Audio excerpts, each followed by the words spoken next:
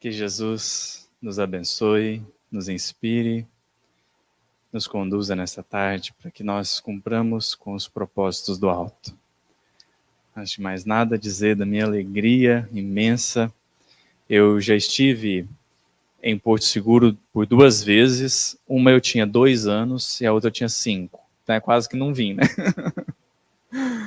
E quero dizer que, como mineiro, tudo bem a gente não ter praia, mas vocês precisavam ter um mar desse, né? Eu nunca vi um mar tão verde, tão azul, lindíssimo.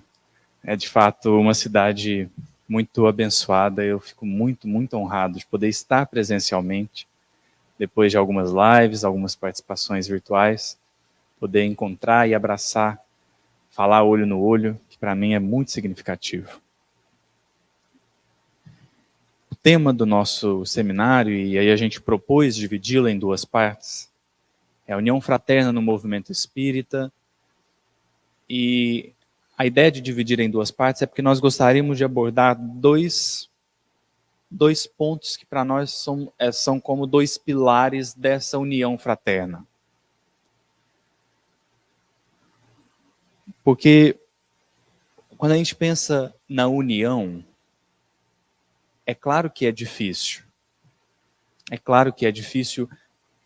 A questão não é unir, a questão é permanecer unido. Aí está a grande dificuldade, aí está o grande desafio, porque fazer sozinho é muito mais fácil. Fazer sozinho é muito mais fácil. Então, o que nós gostaríamos de abordar aqui hoje é o que nos desune e o que fazer perante a desunião. Então, esses são os 2 pilares que nós gostaríamos de trabalhar. Então, a gente vai focar um pouco nessa primeira parte. O que nos desune, para que então a gente possa pensar a importância, a relevância da união. Pensar como manter, como promover e por que promover, por que manter. Inicialmente, eu acredito que o movimento espírita tem um grande desafio hoje. O desafio de não perder a simplicidade. Porque a simplicidade não é sinônimo de pobreza. Simplicidade não é sinônimo de falta de recurso material. Simplicidade é... Kardec vai dar uma deixa para nós no capítulo Bem-aventurados os puros de coração, no Evangelho segundo o Espiritismo. Ele começa esse capítulo dizendo assim: a simplicidade, a pureza de coração está atrelada à humildade. Porque é contrário ao egoísmo e ao orgulho. Por que Kardec está dizendo isso? Atrelada à humildade e à caridade. Porque a pureza de coração, ela significa que o coração não está chagado, ele não está ferido. E quais são as 2 grandes feridas? As 2 grandes chagas da humanidade? Orgulho e egoísmo. O que é o contrário de orgulho e egoísmo?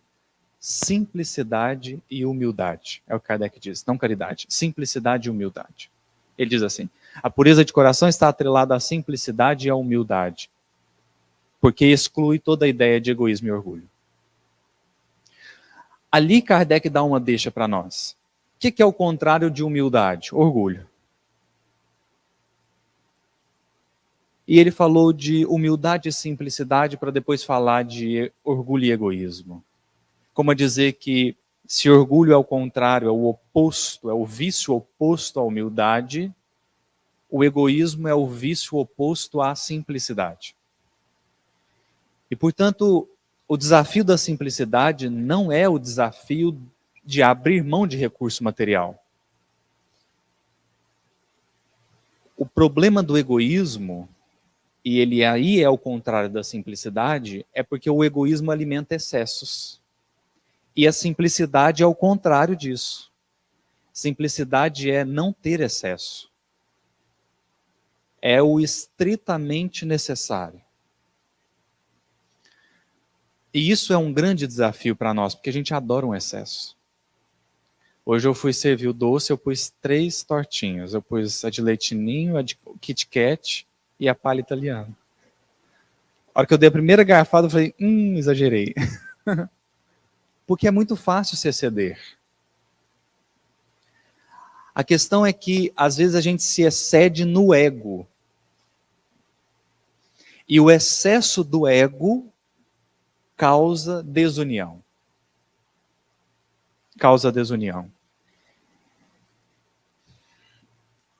E aí fica desafiador. Porque pensa num povo bom de argumentação. Somos nós. A gente é craque em argumentação. Eu morro de medo de discutir com o espírita. Porque ele é capaz de te convencer dos maiores absurdos. Desde que ele concorde com esse absurdo. Porque se discordar também, aí ele consegue facilmente desmistificar aquilo para mostrar o equívoco. Quando Kardec apresenta, então, a simplicidade como o contrário de egoísmo, ele está dizendo, a simplicidade é a virtude que me permite eliminar excessos. E às vezes nós estamos com excesso de nós mesmos. E esse é, eu diria, o principal problema quando o assunto é união. Porque quando eu me encho de mim mesmo, eu alimento o que me diferencia do outro. Porque, vejamos, eu sou quase que totalmente diferente de vocês. E vocês são de mim. Se eu alimento o meu ego, então eu crio divergência. Porque eu começo a impor pontos de vistas como se eles fossem verdades absolutas. Eu estou tão cheio de mim mesmo que a minha verdade vira a verdade. E aí eu começo a focar no que me diferencia dos outros. Eu sou um ser à parte, eu sou um indivíduo. E, portanto, diferente, portanto, com opiniões diferentes. O desafio da simplicidade é perceber o que nos une. É perceber o que faz com que a gente possa conversar, com que a gente possa integrar a mesma equipe, o mesmo trabalho. Por isso a fala no Antigo Testamento a Moisés é tão significativa. Ouve, Israel, Deus é um. Deus é a unidade. É preciso eliminar os excessos do ego para que a gente possa perceber a unidade. Essa unidade nos une. Essa unidade faz com que a gente possa estar ligado num trabalho em comum.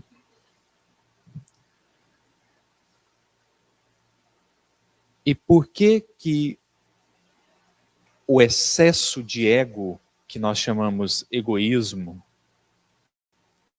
é tão prejudicial? Emmanuel escreve uma mensagem, eu já li essa mensagem umas 10 vezes, até perdi a conta. Toda vez que eu leio essa mensagem, eu falo assim, nossa, como que o Emmanuel foi cirúrgico. Como que o Emmanuel foi preciso. Porque quando nós estamos no assunto do ego e do egoísmo, a gente precisa entender que nós estamos lidando com algo que a gente alimenta há séculos. Há centenas de anos a gente alimenta esse egoísmo. Então, desafiar esse egoísmo Colocar esse egoísmo em revista é desafiador. É quase que um movimento inconsciente de não querer. A gente foge disso,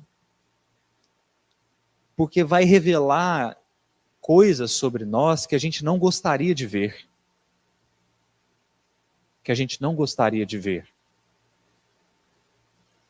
Mas há um caso que o Chico conta sobre ele, muita gente conta esse caso, mas não foca no que eu vou focar agora. Sabe aquele momento da vida do Chico em que o irmão desencarna, deixa a cunhada viúva, né? Portanto, com 2 filhos, um dos filhos era especial, tinha um problema genético. E o Chico, que já tinha tudo para fazer, tem que cuidar da cunhada e do filho. Em determinado momento, 2 anos depois do desencarne do irmão do Chico, a cunhada enlouquece e tem que ser internada num hospital psiquiátrico. Aí o Chico já não tinha dinheiro para nada, já não tinha como nem se sustentar, tem que sustentar agora uma criança e preocupar com a cunhada que está no hospital. E aí tem um dia que o Chico chora. Claro, né? E aí quem que aparece? Ele, sempre ele, Emmanuel. Eu acho o máximo, gente, assim, porque o Emmanuel chega perguntando: o que você está chorando, Chico? E o Chico responde, né? Se sou eu falo assim, você é meu guia e não sabe? O que você está fazendo? O seu dever é ficar comigo, né? Aí o Chico vai responder, minha cunhada está sofrendo isso, tem o filho que está com paralisia cerebral. Esse é aquele caso que o Emmanuel pergunta para ele assim, engraçado, Chico, porque eu vi você atendendo 200 mães nessa mesma situação, não vi você chorar por nenhuma delas. A dor Xavier é maior que a dor Gouveia? Que a dor Silva? O que o Emmanuel está dizendo para o Chico é assim, ué, por que você está chorando pela sua cunhada e não está chorando pelas outras?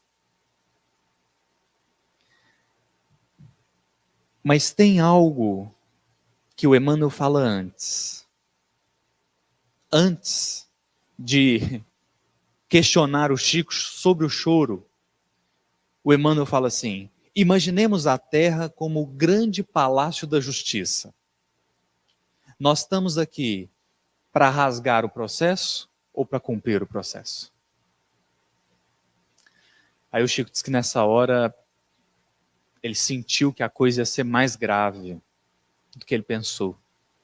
Que ele respondeu, nós estamos aqui para cumprir o processo.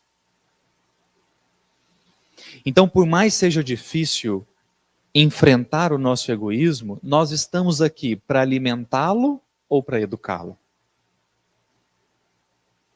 Nós estamos aqui para continuar alimentando a nossa vaidade tola de achar que tem razão? Ou nós estamos aqui para perceber o quanto ainda nos cabe aprender? O problema de excesso do ego é que, aí até tem uma fala do Haroldo que eu gosto muito, né? O Haroldo diz assim, o que me preocupa nos espíritas não são as dúvidas, são as certezas. Tem espírita com muita certeza. E esse é um excesso de ego.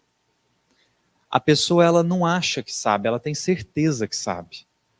Isso é desafiador porque você não ensina nada para quem tem certeza. Você não modifica quem tem certeza. A primeira coisa que nós precisamos para mudar é a dúvida. Porque se eu tiver certeza que eu estou certo, eu não mudo. Eu estou certo.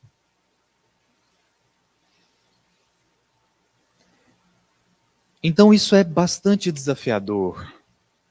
E é preciso cada qual colocar-se em meditação, reparar nas suas certezas e o quanto ela tem impedido da verdadeira união, da verdadeira comunhão de pensamentos, de trabalho.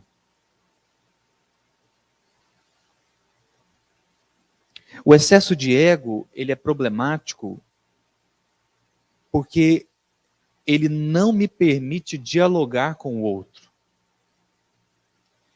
Ele não me permite acolher o ponto de vista do outro.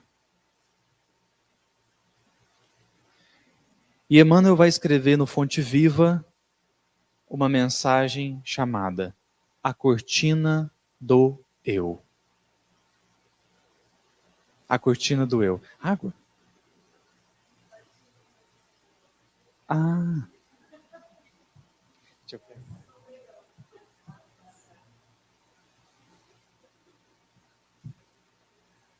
A cortina do eu. Porque o ego é uma cortina. O ego não te permite enxergar. Então, a pessoa inflada no seu ego, ela tem um problema de vista. E esse problema de vista tem duas consequências graves. A primeira é, ela não enxerga os outros. E a segunda é, ela não se enxerga. Então, a pessoa inflada de ego, ela tem um problema seríssimo quando ela vai lidar com as próprias questões. Aí ela prova o problema de vista dela quando ela vai falar sobre si mesma. Geralmente ela exalta as qualidades e despreza os defeitos. É um problema de visão. Ela não se enxerga. Ela não sabe quem ela é. Ela acha que ela é melhor do que ela é. E com os outros acontece o oposto. Ela acha que os outros são piores do que eles são. Ela acha que os outros não valem nada. Ela acha que os outros não contribuem com nada, porque ela não consegue enxergar os outros. Ela não consegue perceber a importância que os outros têm na vida dela.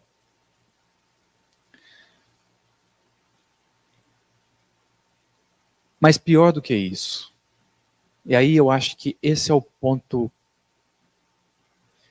mais grave. Quando eu estou preso em mim mesmo, eu só enxergo os meus propósitos. Eu só enxergo aquilo que eu quero. E por que isso é grave? Porque acima da minha vontade existe a do Cristo.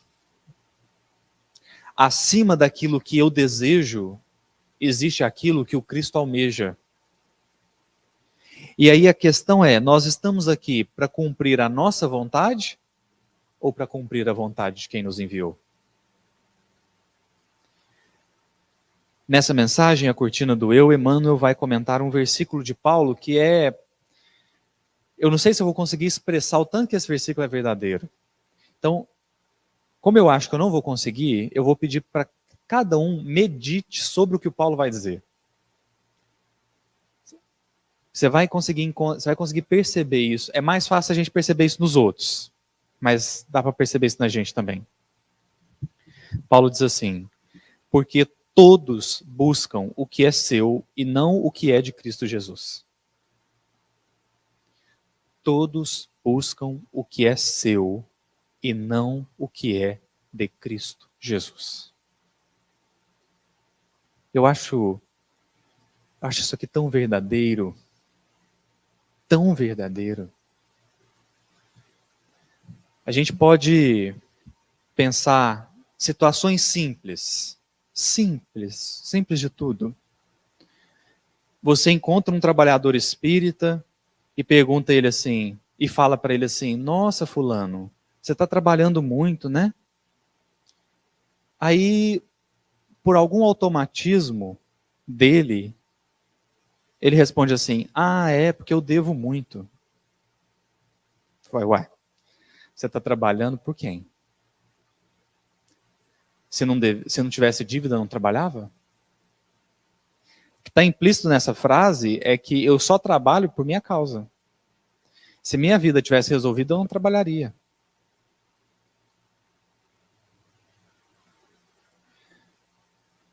Tem casos mais simples ainda. Eu lembro algo que me marcou muito. Assim, logo que eu estava voltando para o trabalho espírita, eu me envolvi num trabalho de entrega de cesta básica. E esse trabalho de entrega era assim: a gente fazia visita antes na casa das pessoas para ver qual que era a real necessidade daquela família, se realmente precisava ou se a gente poderia passar para outras famílias.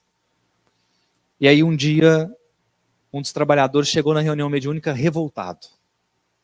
Nossa, eu vou cortar essa pessoa aqui. Eu falei, por quê?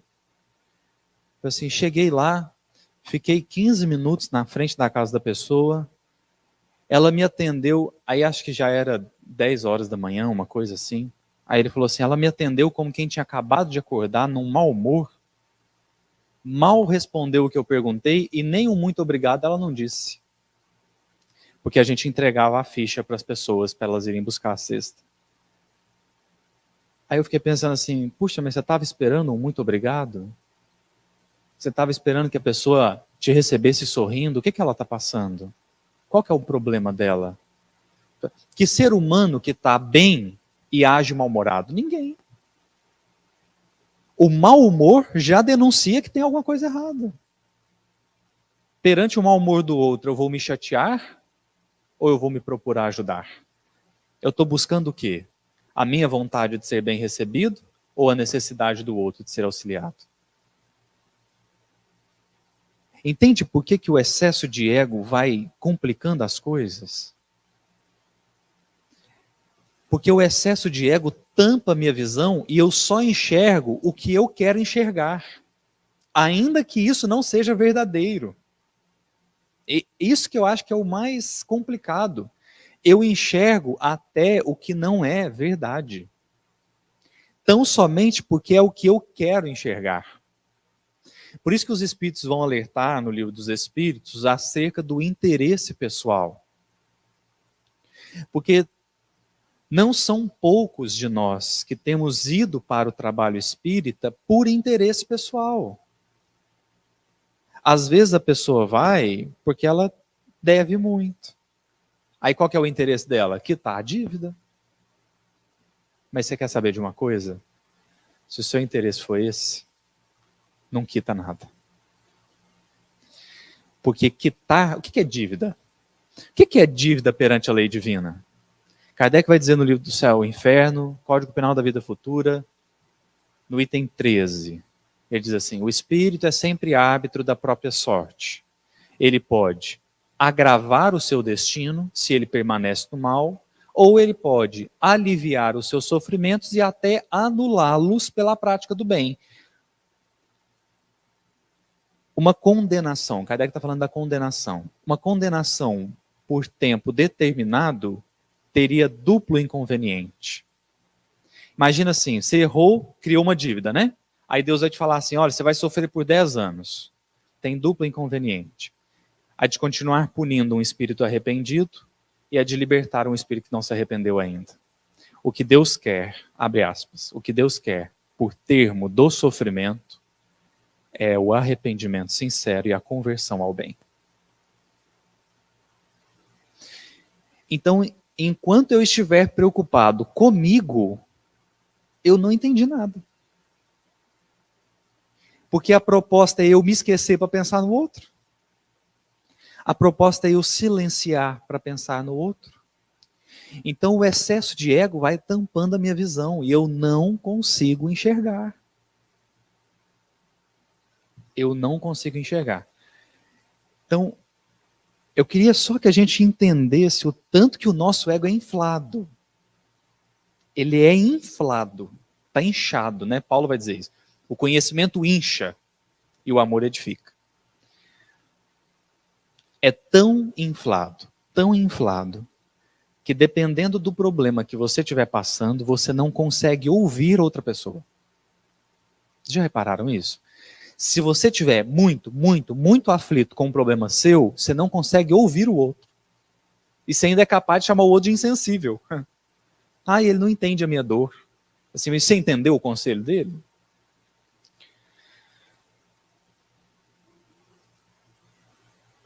Mas o problema maior do ego é isso. É que eu só busco o que eu quero buscar. Abrindo mão muitas vezes daquilo que eu preciso buscar. Abrindo mão muitas vezes daquilo que eu preciso fazer. Então eu tenho certeza que se não for todo mundo, a maioria já chegou numa situação que você falou assim, ah não, Jesus, essa não. E talvez ele estivesse do seu lado assim, ô meu filho, mas é essa que você precisa. É justamente essa que você precisa. Mas se o meu ego está inflado, eu estou buscando só os meus interesses. Mas essa que é a questão. Nós estamos buscando satisfação dos desejos ou nós estamos buscando a plenitude da vontade do Cristo? O que será melhor? Viver os meus interesses ou alcançar a vontade do Mestre? Então, um parâmetro para a gente perceber esse desafio que Jesus vai colocando é: o que você não quer e chegou? O que você não quer e chegou? Aí você fala assim: nossa, chegou um fulano insuportável. Eu falei: ah, então eu já sei o que Jesus quer de você. Nossa, mas esse trabalho aqui eu não faço de jeito nenhum. Eu falei: eu acho que eu já sei o que Jesus quer de você. Sabe assim, não estou falando para você candidatar no trabalho, não. Vocês podem ficar tranquilo. Jesus te acha. Ele não erra. Ele vai atrás de você. Então, não precisa se angustiar. O trabalho que você detesta vai bater na sua porta. Te perguntando assim: você já é capaz de buscar os interesses do Cristo? Porque às vezes vai chegar a seguinte situação para você: olha, ou você faz, ou o trabalho acaba. Não é para você se sentir especial, é para você se sentir desafiado. Uma coisa que eu tenho percebido, e por isso que eu acho que é tão desafiador, essa questão do ego, né, da gente não conseguir enxergar aquilo que a gente precisa, porque muitas vezes o que a gente precisa é contrário ao que a gente deseja. Tem muito a ver, por exemplo, no meu caso, com a tarefa da exposição. Fazer palestras, falar de espiritismo. E o meu problema é que eu olhava para mim e falava assim: gente, mas tem tanta gente melhor. O que eu vou lá falar? Chama o Vitor Hugo, chama o Haroldo, chama o Elahá, chama o Arthur. Porque eu não tenho nada, eu não sei nada, eu vou passar nada para ninguém. Aí eu acho que tem um espírito que a função dele é cortar a minha moral, assim. Quando tá demais, assim, aí acho que ele aparece. E aí nesse dia, teve um dia que eu estava pensando até assim: acho que eu vou parar com isso, porque não agrega nada para ninguém, né? Aí me veio o pensamento assim: mas a sua palestra é para os outros ou é para você? O trabalho que você realiza é para os outros ou é para você? Porque enquanto você estiver pensando que o seu trabalho é para os outros, você vai achar que você está fazendo um favor. E a pior coisa que tem é a gente achar que está fazendo um favor para alguém. Porque se você acha que você está fazendo um favor, no mínimo, consciente ou inconscientemente, você espera agradecimento. No mínimo, você espera compreensão. Mas se você percebe que o trabalho que você realiza não tem a ver com os seus méritos, não tem a ver com quem vai receber tão somente, mas tem a ver com a sua necessidade que o Cristo quer sanar, aí você começa a olhar diferente um pouco. Aí você começa a perceber que você precisa sim do trabalho. E aí nesse dia eu entendi, por exemplo, acerca da divulgação, acerca da exposição espírita, eu entendi que não são os mais preparados que a realizam, não são os mais capacitados que vêm falar, não são os mais evoluídos que vêm expor, como o Haroldo gosta de brincar. Vocês já pensaram por que não tem espírito puro palestrante? Porque eles não precisam da palestra. Quem precisa da palestra é o imbecil que está falando. Porque quem mais precisa refletir sobre o que está dizendo é quem está dizendo. Então, é por isso que muitas vezes a gente é colocado num trabalho que a gente não gosta. Porque o mais importante é o que esse trabalho vai trabalhar dentro de você. Enquanto você se preocupa com os outros. Porque, claro, eu sei que a palestra é para mim, mas, obviamente, que meditei sobre o tema, me preparei, porque eu me importo com o que eu vou falar. Eu quero entregar algo bom, ainda que não consiga, mas eu quero. Assim a pessoa que vai cuidar da livraria, assim a pessoa que vai dar o passe, assim a pessoa que vai limpar o salão, assim a pessoa que vai cuidar do brechó. Só que se eu tiver inflado demais, eu não consigo perceber a minha necessidade naquilo que estou fazendo. E aí eu não consigo trabalhar o que eu preciso trabalhar. O que Emmanuel vai apontar nessa mensagem é que o nosso ego é tão grande, mas tão grande, mas tão grande, que até o que a gente acha que é caridade é expressão desse ego.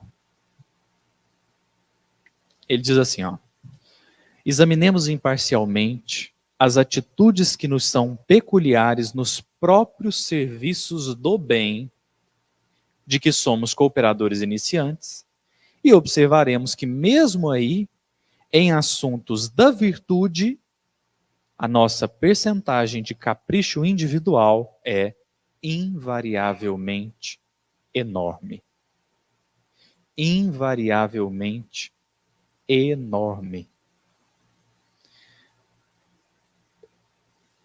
Aí eu vou dar um exemplo aqui. Lá em Uberlândia acontece. Eu não sei aqui.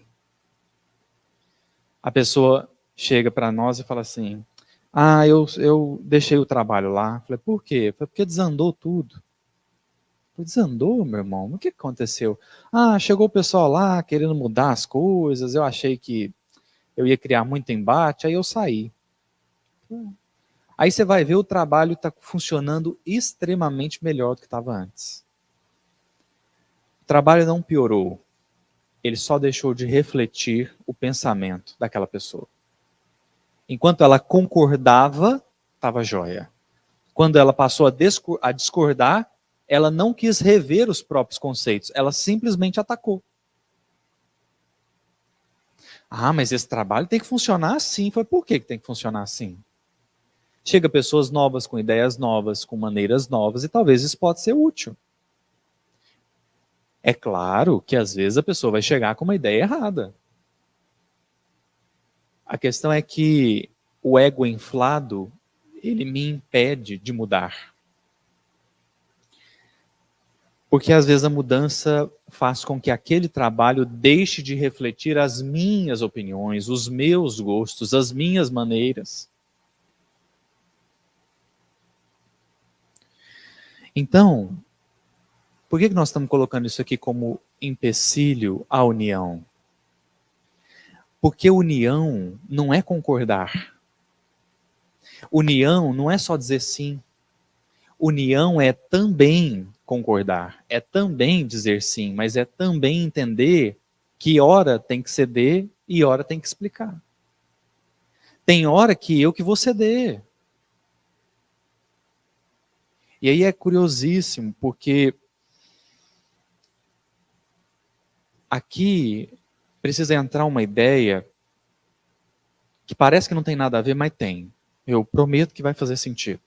Prometo.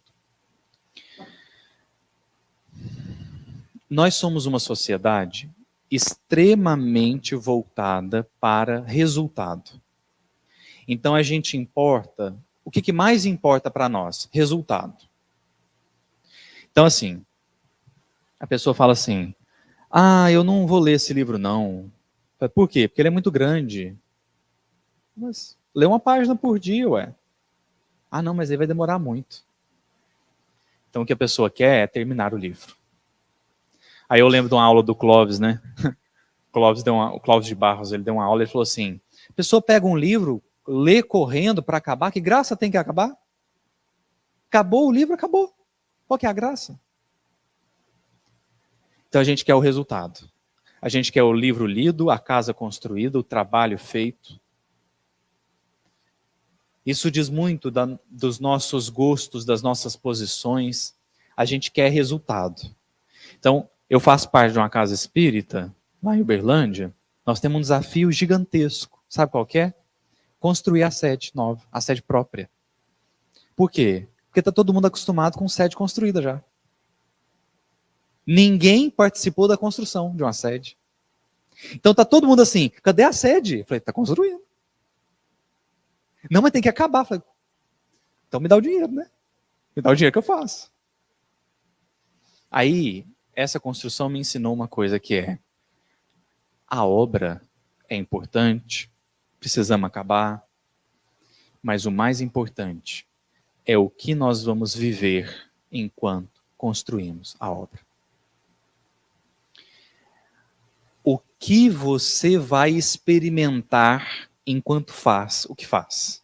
Fala assim, nossa, mas a gente tinha que montar um brechó, e o brechó tinha que vender. Eu concordo, eu também acho. Aí você começa a falar assim, né, pois é, mas o brechó não está andando porque tem um fulano aqui, vamos tirar o fulano. Eu falei, mas não é isso que Jesus quer. Porque o propósito do Cristo não é o brechó funcionando. O propósito do Cristo é os trabalhadores do brechó trabalhando. Aí, como a gente está mirando no resultado, que é a venda, a gente elimina o obstáculo. Fala, mas o obstáculo era para ser administrado. O propósito do brechó era resolver a questão com aquela pessoa. Por que você está tirando ela do caminho? Não, porque aí vai ser mais fácil de concluir o trabalho. Fala, mas quem diz que Jesus quer concluir? Ele falou que ele é o caminho. Ele não falou assim, eu sou o ponto de chegada. Não, ele falou que ele é o caminho. Então, quando a gente quer eliminar o problema, talvez nós estejamos eliminando justamente aquilo que nós precisamos no trabalho. Por isso, deveríamos nos esforçar pela união. Superar esse ego inflado. Porque o objetivo do Cristo não é o ponto de chegada. Chegar é uma consequência muito natural. Todo mundo que aprende a lição chega onde tem que chegar. Mas entenda que entenda que o resultado não é o objetivo. Então o objetivo não é a casa construída. O objetivo é o que nós vamos fazer para construir a casa. Como que nós vamos lidar com as divergências? Então você imagina, lá nos primórdios do cristianismo, o Paulo fez uma tarefa extraordinária de divulgação. Eu acredito que se a gente não tivesse o Paulo, talvez nós não estivéssemos falando de Jesus como falamos hoje.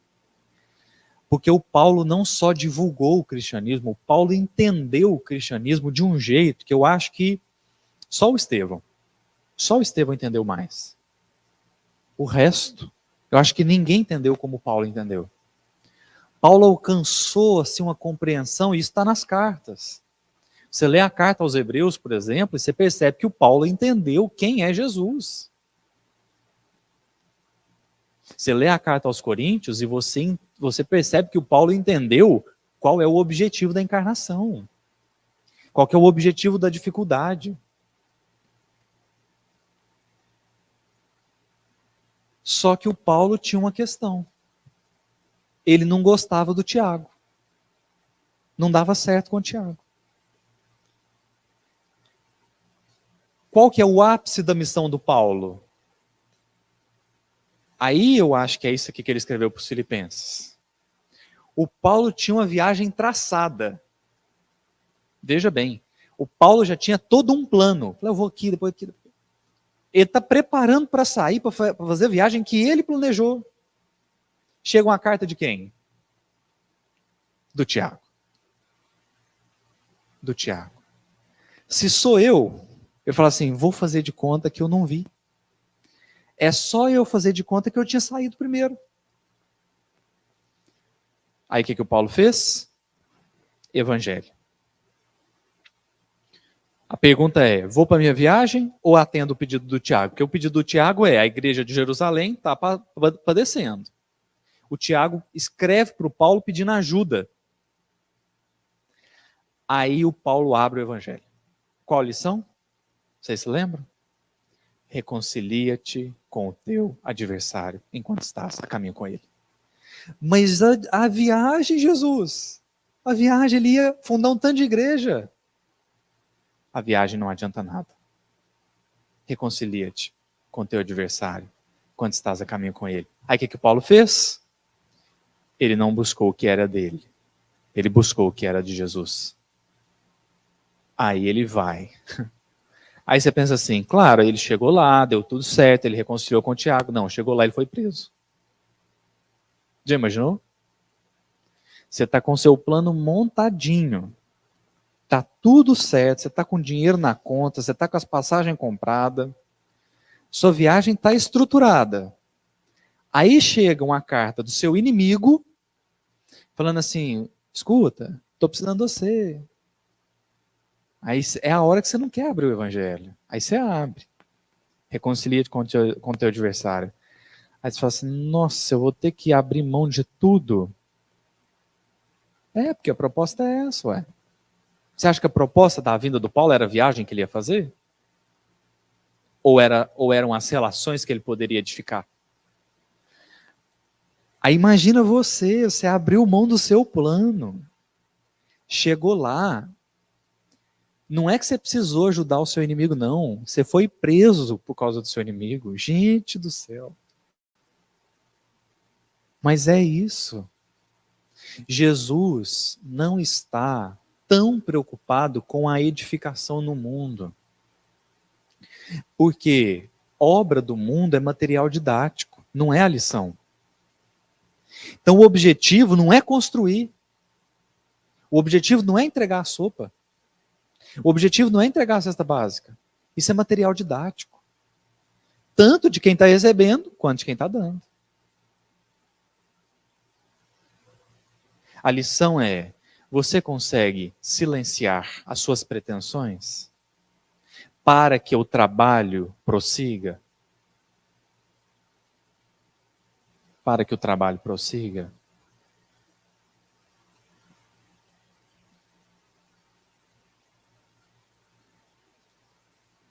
Será que eu consigo compreender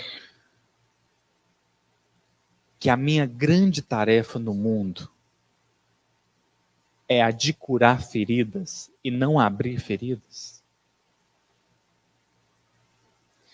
Porque se eu entender isso, aí eu vou estar superando o que para mim, na minha opinião, é o grande desafio da união, que é o ego. Que é o ego. E por que a união dos trabalhadores é tão relevante, nós muitas vezes seremos chamados a silenciar até quando a gente está certo. Outro dia um amigo meu mandou uma mensagem contando um problema lá, ele é presidente de uma casa espírita, e aí eles estavam passando por um problema.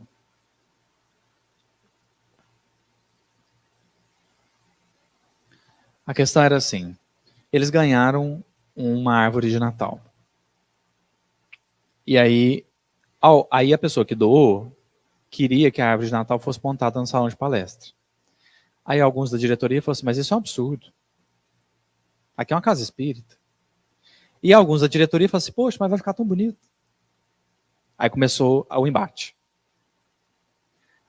Aí ele mandou uma mensagem perguntando assim, o que você faria? Eu falei assim, eu faria o que eu faço quando as minhas ideias não são aceitas. Se eu dei uma ideia e ela não foi aceita, eu tenho duas opções. Rompimento e dizer assim, esse pessoal aí não quer nada com nada, porque eles não estão seguindo a minha ideia. Ou, assim, tem uma ideia divergente? Tem. Então, executem a ideia. Aí eu peço para quem não concorda comigo, dar uma ideia e executar. Porque às vezes as pessoas só querem discordar. Às vezes elas só querem pôr empecilho. Então, você está interessado que a coisa seja feita? Ótimo, então dê uma ideia e execute. Se você não executar, eu vou fazer o que eu quero. Mas nunca romper. O problema é quando a gente assume a possibilidade do rompimento. Porque aí a gente deixa de discutir como irmãos e começa a brigar como inimigos. Olha, eu nunca vou abrir mão de você. Então, você não concorda comigo? Tudo bem, então faça o que você quer. E aí falei para ele assim, aí acontece algo magnífico. A pessoa descobre que ela estava errada. Ou às vezes, eu descubro que eu estava. Nos dois casos, eu agradeço não ter rompido. Nos dois casos. Porque ou eu estava errado e iria romper, ou a pessoa estava errada e a gente ia impedir ela de perceber. Então, o silenciar para que algo maior continue, que veja, o que nós estamos dizendo aqui é, quando só tem duas opções, ou você silencia ou você rompe. Então, o silenciar para que a união se faça, para que a união permaneça, não é o concordar com tudo que está sendo feito. É saber esperar para que a verdade se restabeleça. Sabe aquela nossa ânsia de resultado? É a mesma ânsia que me faz ser imediatista. Eu não quero esperar a pessoa perceber que eu estou certo, eu quero que ela perceba agora que eu estou certo.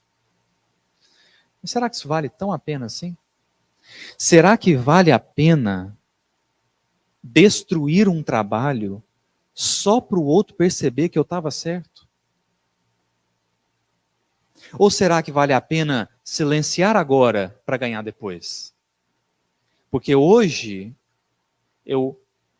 então acontece, a pessoa deu uma ideia, eu olho e falo assim, nossa, vai dar errado. Eu falo assim, mas eu estou com você. Eu não concordo com a sua ideia, mas vamos executar. Vamos executar. Porque é isso. A questão não é o trabalho, não é a obra. A questão é, será que nós vamos dar conta de conversar? Será que nós vamos dar conta de conversar?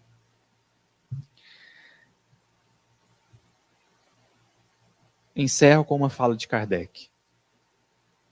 Revista Espírita, janeiro de 1858. É o primeiro número da Revista Espírita. Kardec está ali dizendo qual é o propósito da Revista Espírita. Ele fez a Revista Espírita para testar ideias. O objetivo era testar ideias. Então ele publicou tudo. Tudo. Aí ele falou assim, aqui será um laboratório de ideias. Discutiremos, mas não disputaremos. Discutiremos, mas não disputaremos. Porque o objetivo não é vencer o outro. Nós não estamos em competição. O objetivo não é vencer o outro. O objetivo é trabalhar com o outro para vencer o mal que está dentro de nós. Basicamente é esse ego inflado. Nós vamos fazer uma pausa agora, depois a gente volta.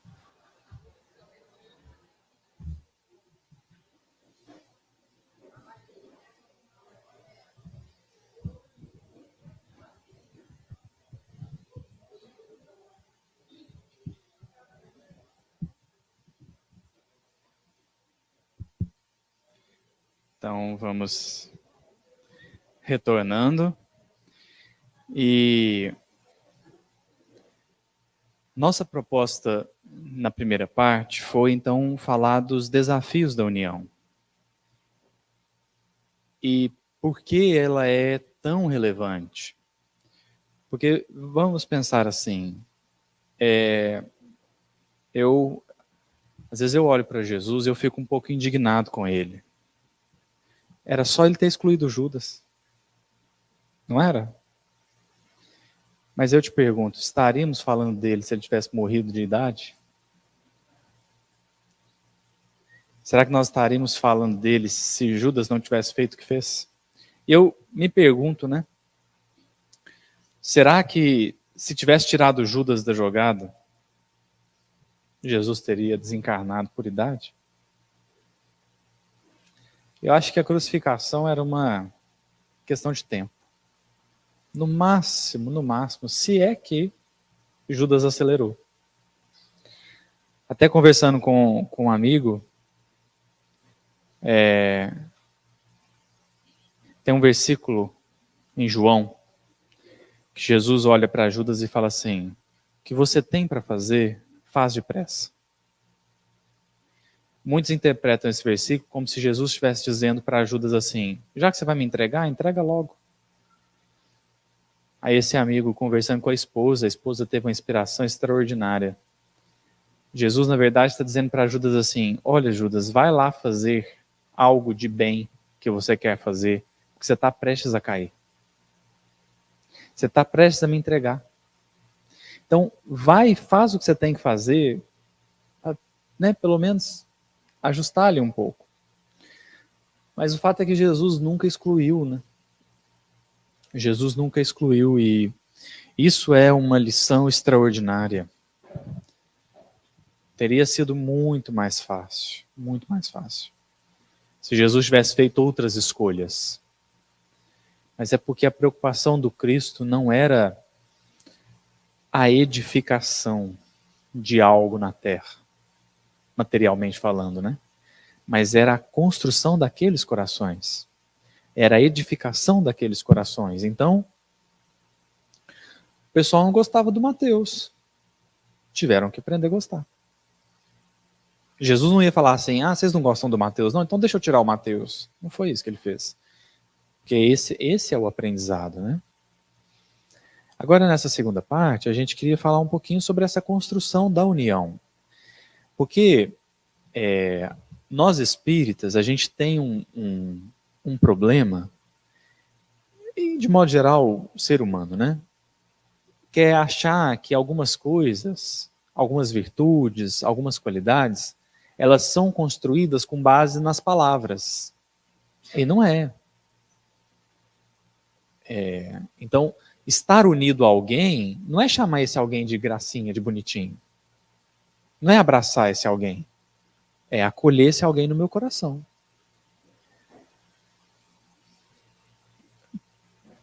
Porque a palavra ou a atitude, embora elas, né, às vezes sejam muito relevantes, porque também, né, se eu for falar tudo que eu penso, aí ninguém fica comigo, né? É claro que às vezes eu vou frear um pouco das minhas palavras, eu vou mudar um pouco, mas tudo vai girar em torno de por que eu estou fazendo isso. O meu silêncio pode ser prejudicial ou benéfico, a depender das minhas intenções, o que me motiva. Então, quando a gente está falando de união, nós não estamos falando de uma questão de palavras. Não é dizer que gosto, é aprender a gostar. É aprender a conviver. É aprender a receber aquele outro, né? E aí, nós vamos pegar um texto de Kardec,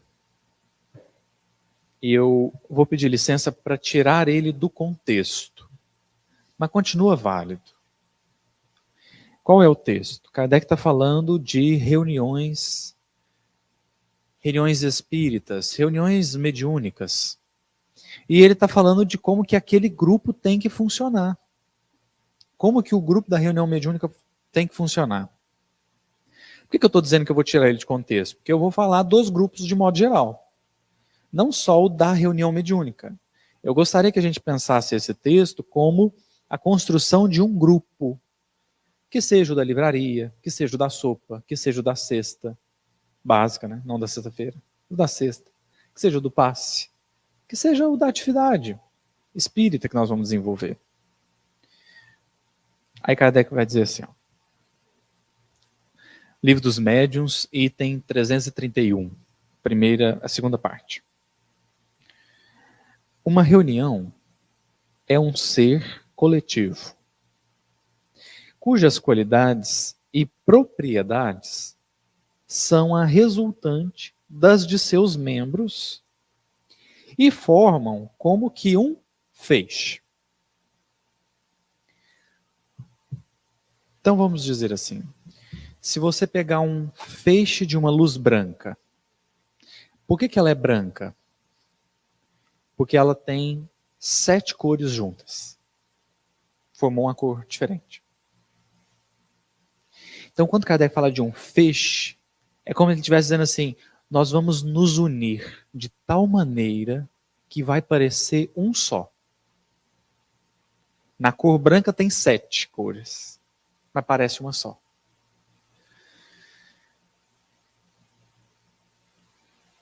E aí, o que ele vai dizer é que quanto mais afinado esse grupo está, mais ele é capaz de realizar.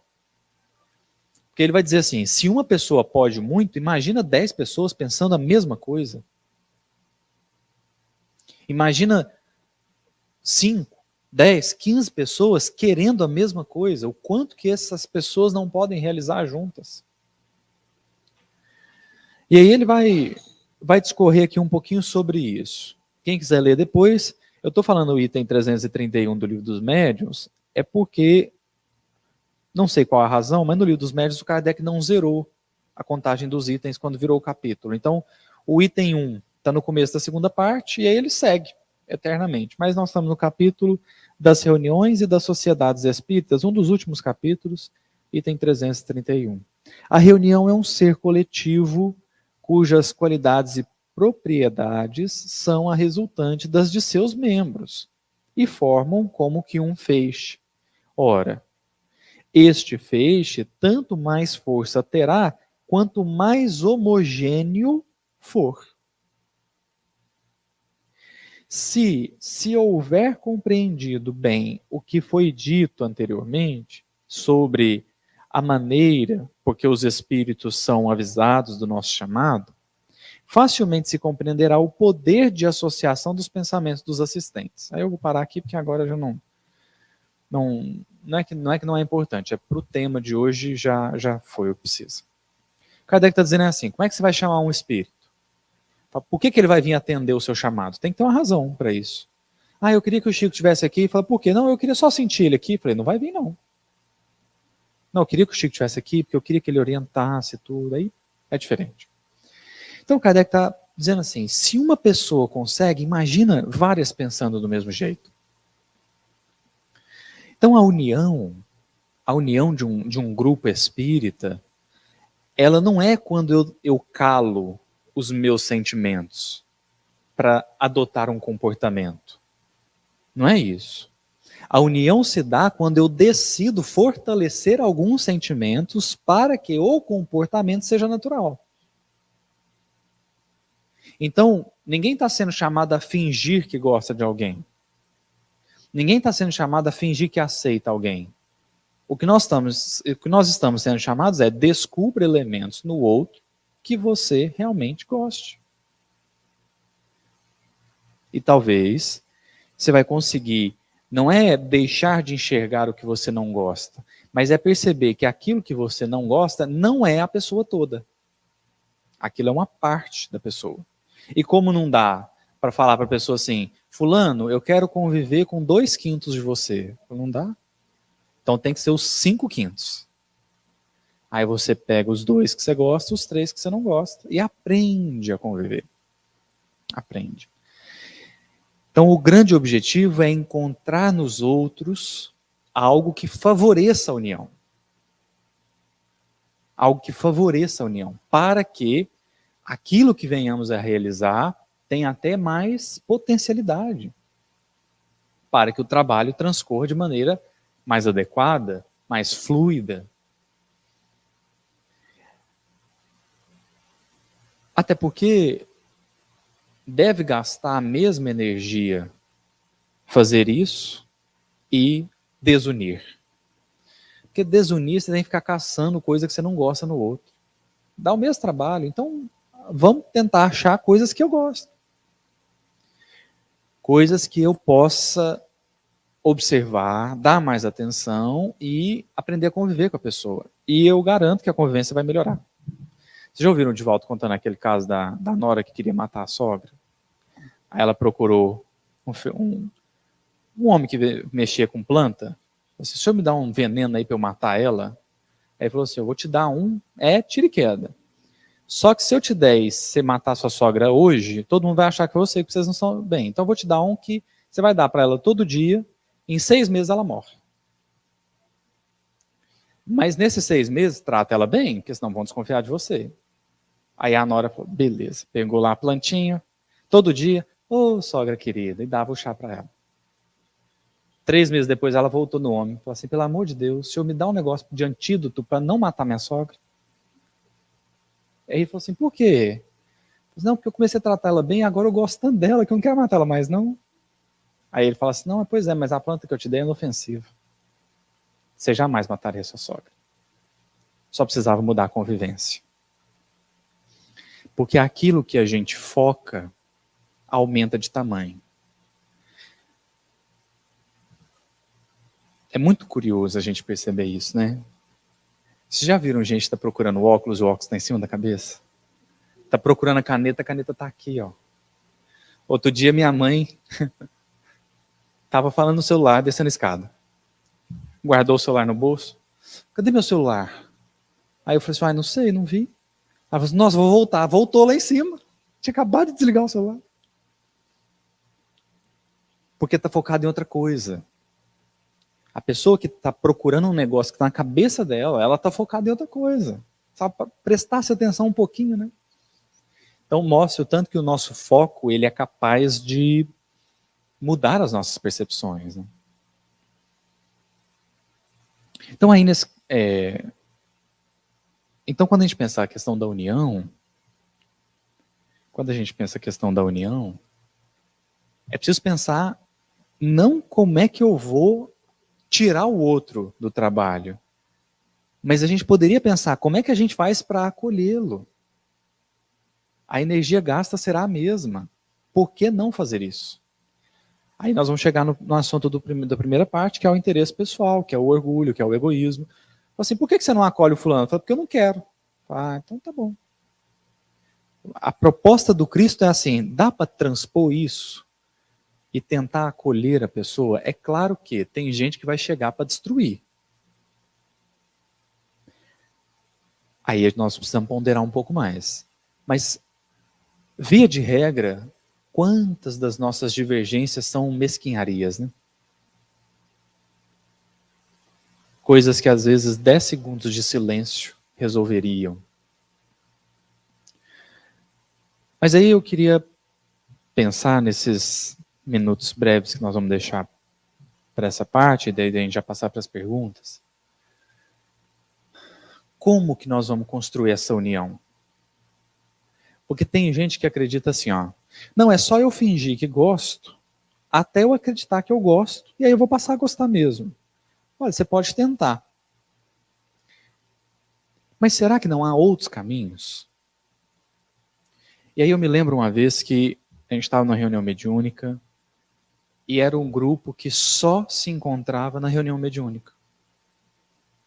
Aí um espírito veio e comunicou e falou assim, pessoal, marca coisa fora da reunião. Conviva. Porque façamos os laços da amizade verdadeira, da amizade genuína. Porque é preciso edificar essas relações. Então deixa o outro fazer parte da sua vida, faça parte da vida dele. É porque o trabalho espírita é aquilo que estávamos dizendo na primeira parte. O trabalho espírita ele tem um outro objetivo. O objetivo do trabalho espírita não é a realização. O objetivo do trabalho espírita é qual o caminho foi percorrido para alcançar a realização. Então, é claro que a gente pode ter uma relação meio profissional, né? Eu encontro a pessoa uma vez por semana, vou lá, cumpro a tarefa com ela e vou embora. Pode. E ainda assim será desafiador. Mas para que essa reunião, para que esse grupo funcione bem, será que a gente pode verdadeiramente fazer parte da vida uns dos outros? Será que a gente pode cuidar uns dos outros? Será que a gente pode mandar uma mensagem? Ô fulano, você não foi hoje? O que aconteceu? Aconteceu alguma coisa? Você está precisando de alguma coisa?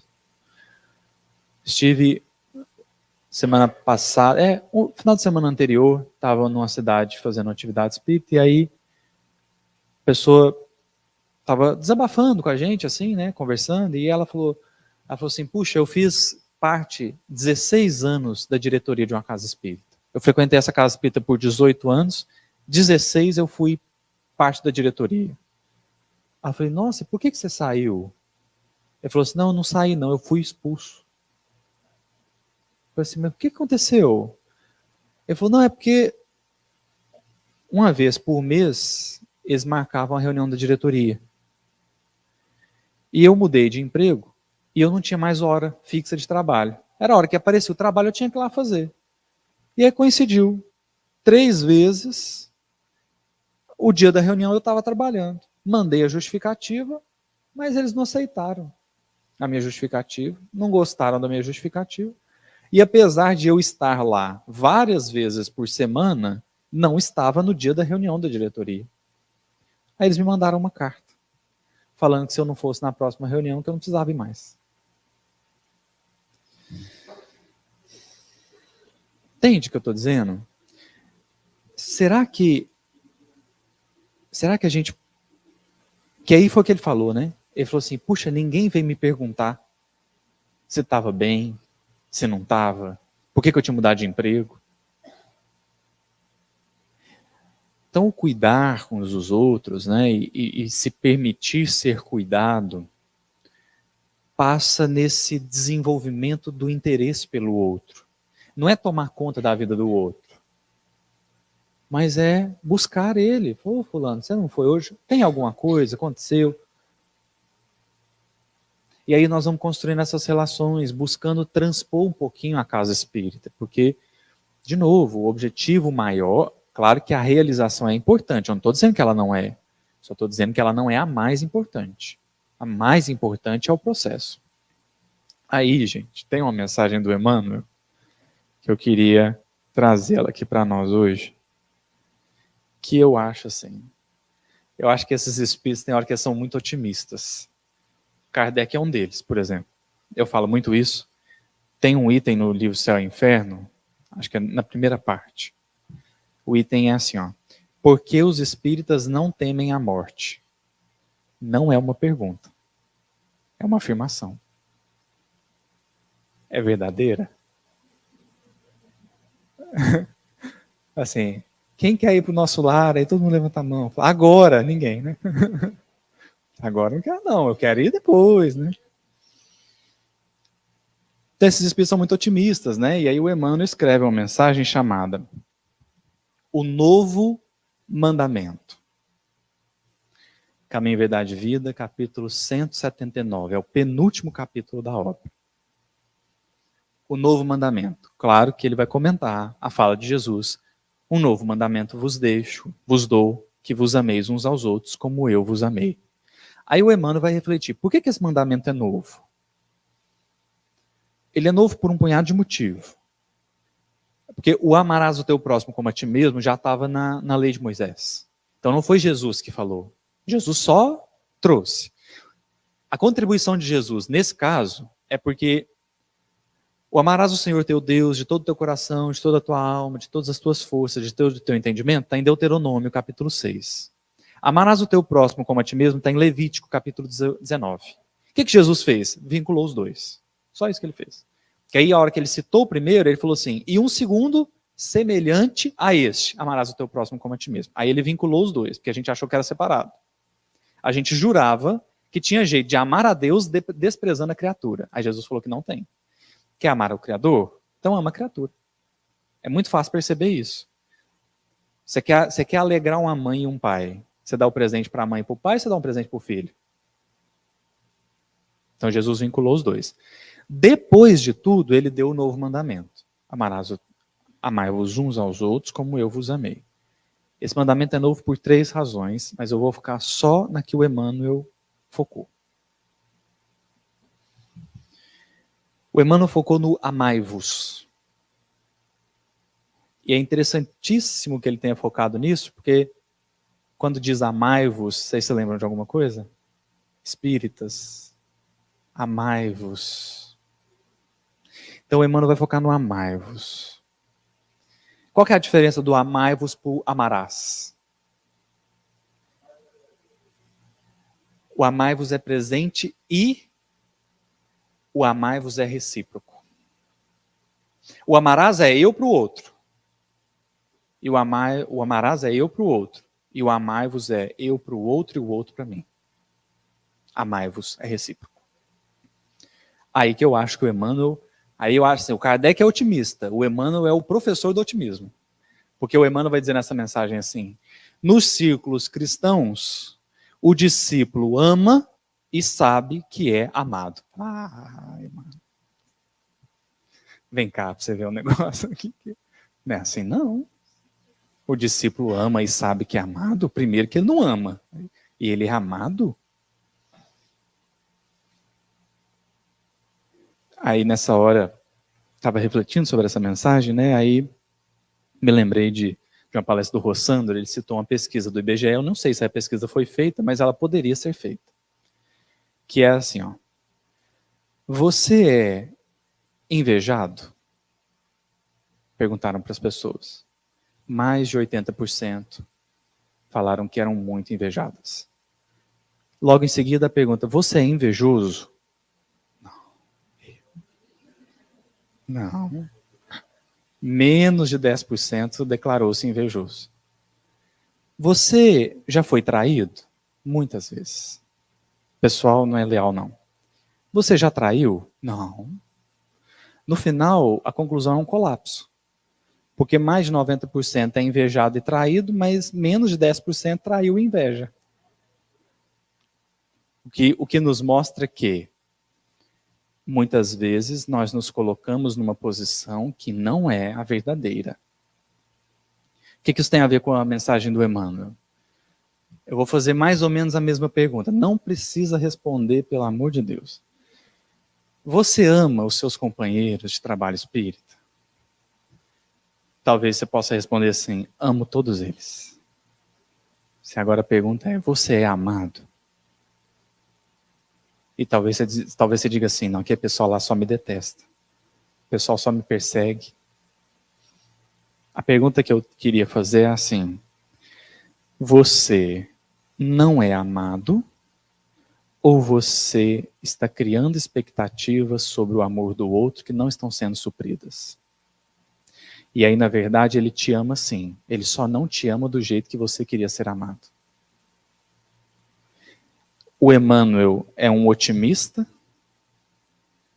Ou ele está me pondo para pensar nas minhas relações? Eu estou criando expectativa sobre o amor do outro? Aí eu me lembro, uma vez, a pessoa me mandou uma mensagem assim, ó. Quando eu chamo a outra pessoa de egoísta, quem está sendo egoísta verdadeiramente? O outro que está pensando nele? Ou eu que estou querendo que até ele pense em mim? Eu sou tão egoísta, que eu não me contento só eu pensar em mim. Eu quero que todo mundo pense também. Aí a gente começa a perceber que, na verdade, sabe a cortina do eu? Ela é espessa. Ela é muito espessa. Tem hora que a gente é tão egoísta, que a gente quer que todo mundo pense na gente. Aí, como isso não acontece, por quê? Porque as pessoas também estão pensando nelas, a gente fala assim, esse pessoal não está nem aí para mim. Olha, eles estão. Só que eles também têm que cuidar deles, né? Então a pergunta é, eu não sou amado ou eu não estou sabendo receber o amor que estão me dando?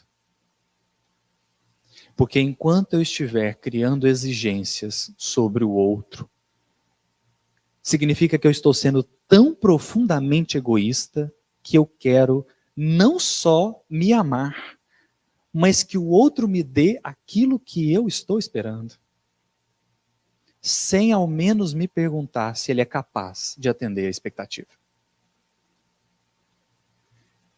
Então a mensagem do Emmanuel, ela está pedindo a gente para pensar no amai-vos como, olha, eu não vou abrir mão de você, eu não vou abrir mão do nosso trabalho, eu não vou abrir mão daquilo que nós estamos construindo. Eu vou brigar, eu vou xingar, mas eu não vou romper. Por quê? Porque eu vou confiar que você se importa. Eu vou confiar que você também quer. Eu vou confiar, porque se eu não confiar, eu vou trabalhar desconfiando. Isso é terrível. Então eu preciso ter uma premissa. Ah, mas e se o outro errar? Talvez ele vai errar mesmo. Talvez eu vou confiar nele e ele vai me trair. Aí tem uma fala de Pitágoras. Alegra-te por sofrer as injustiças. A verdadeira desgraça seria cometê-las. Eu não estou errado de confiar. Errado está o outro de me trair. Só que se a gente não estabelecer por premissa a confiança e a convivência, a gente não constrói algo verdadeiro. A gente não constrói algo verdadeiro. A gente não edifica relações. A gente consegue colegas de trabalho, mas a gente não consegue irmãos de caminhada. E a diferença do trabalho espírita para o trabalho profissional são várias. Uma delas é essa. O trabalho espírita veio para edificar relacionamentos. E, portanto, é preciso trabalhar por essa união. É preciso, é o que Paulo vai dizer, né?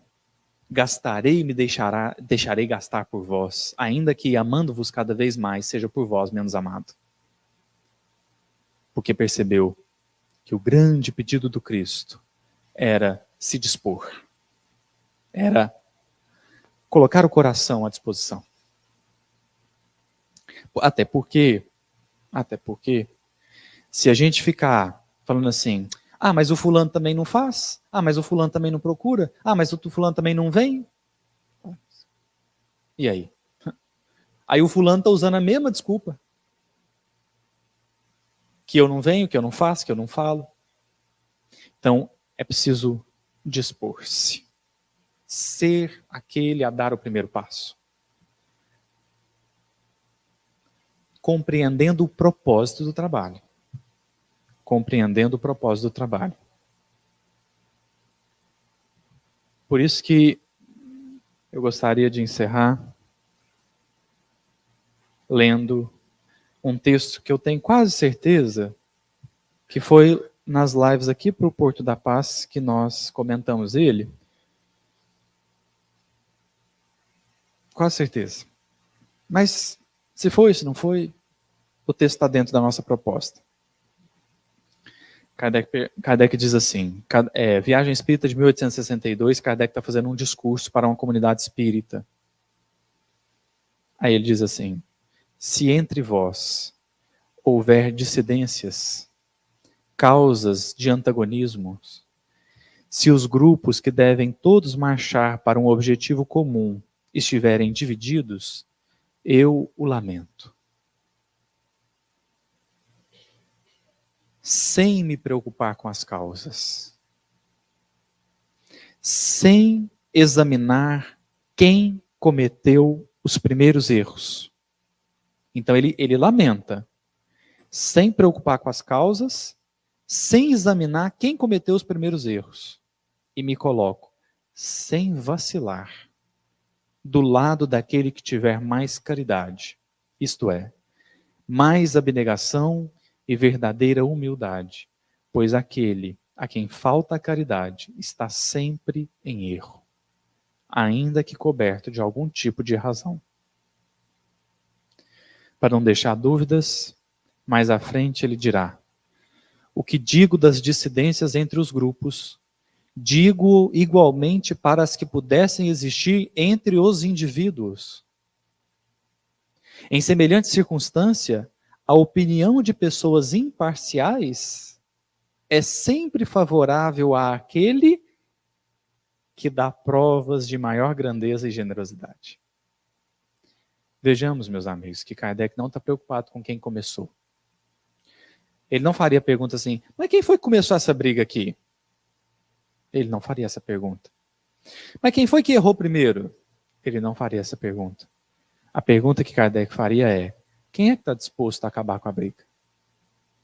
Esse que estiver disposto, esse que está disposto a dar o primeiro passo, esse que parou de apontar dedos para dizer das falhas dos outros, para começar a pensar na correção que se possa ter, esse que parou de preocupar-se com as causas e está preocupado com as consequências de uma dissidência, esse tem o apoio de Allan Kardec. Eu não sei vocês, mas para mim é bastante coisa.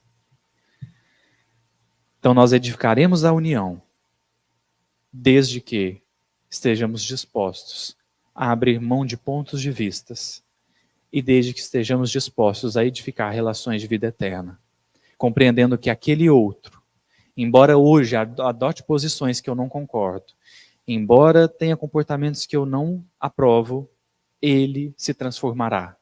Os comportamentos e as opiniões passarão, ele estará vivo. E, portanto, mais vale o espírito do que as características que por ora ele tem. Porque se somos espíritas, sabemos que ninguém está destinado ao mal. A união é para aqueles que querem fortalecer esse propósito, compreendendo que o trabalho espírita é maior do que os trabalhadores. E que a grande lição é da convivência. E é isso, meus amigos. É o que nós gostaríamos de passar agora.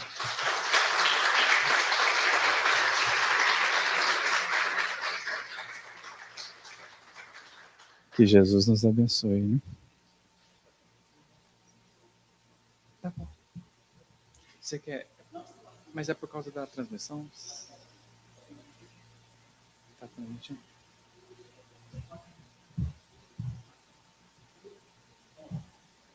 Às vezes chega aqui. É melhor, né? Fica melhor pra gente falar. Vamos então agora às perguntas e respostas. A primeira, por gentileza, poderia falar sobre como ocorre o trabalho das equipes espirituais antes de iniciarmos os trabalhos nas casas espíritas e o compromisso dos trabalhadores encarnados para que flua como programado? Maravilha. A gente pode focar em alguns trabalhos aqui. Eu acho que o princípio vai ser sempre o mesmo. Algumas obras na literatura espírita vão dizer que a equipe espiritual muitas vezes programa aquele trabalho uma semana antes. Se a gente pensar, por exemplo, uma reunião mediúnica, né? Muitas vezes os médiuns da reunião mediúnica começam a sentir a presença espiritual 3 dias antes, 4 dias antes.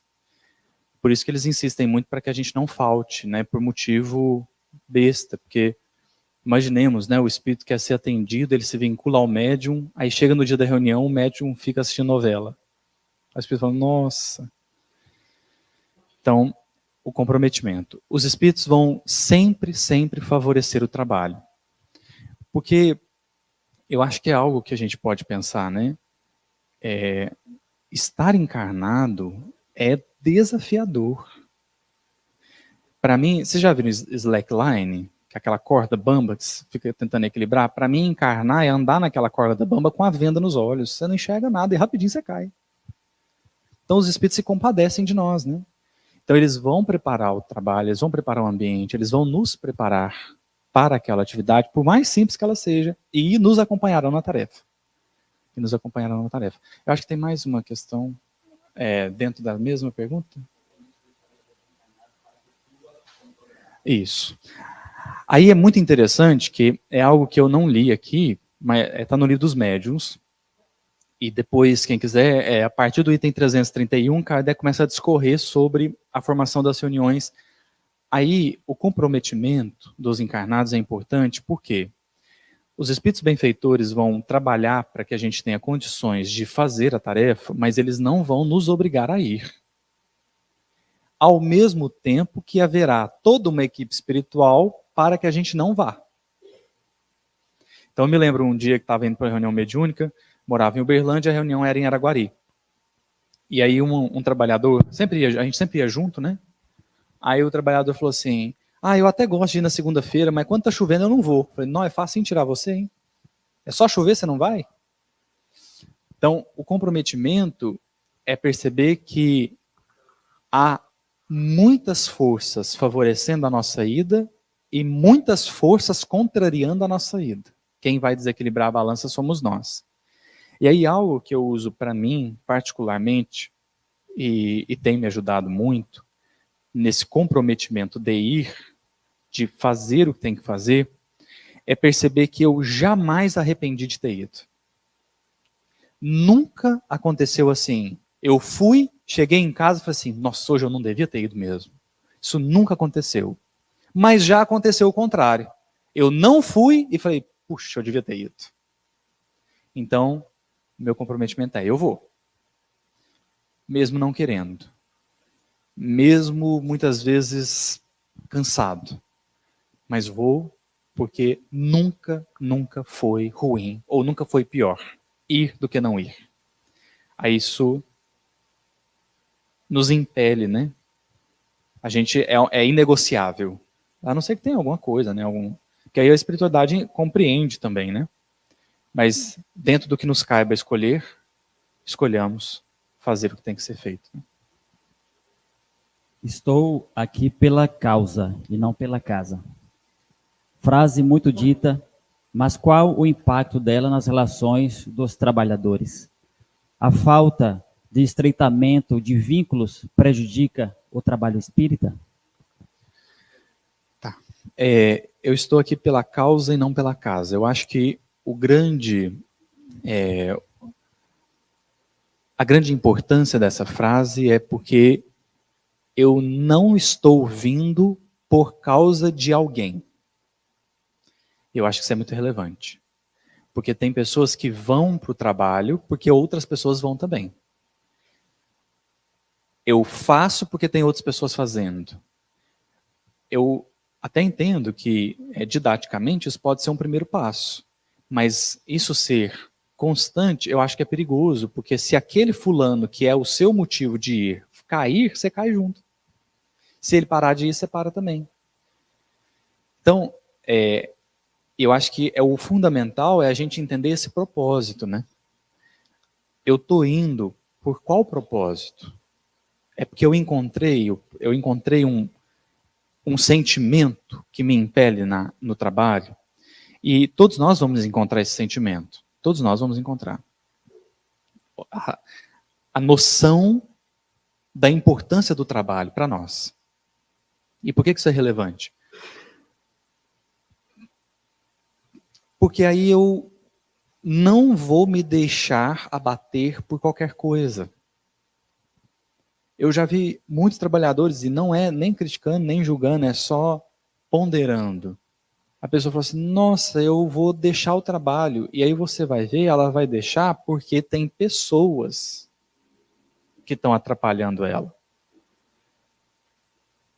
E é claro que, em determinado momento, sair é uma caridade. Mas não sem antes tentar. Não sem antes tentar muito. Porque se eu estou pela causa, então as pessoas, elas são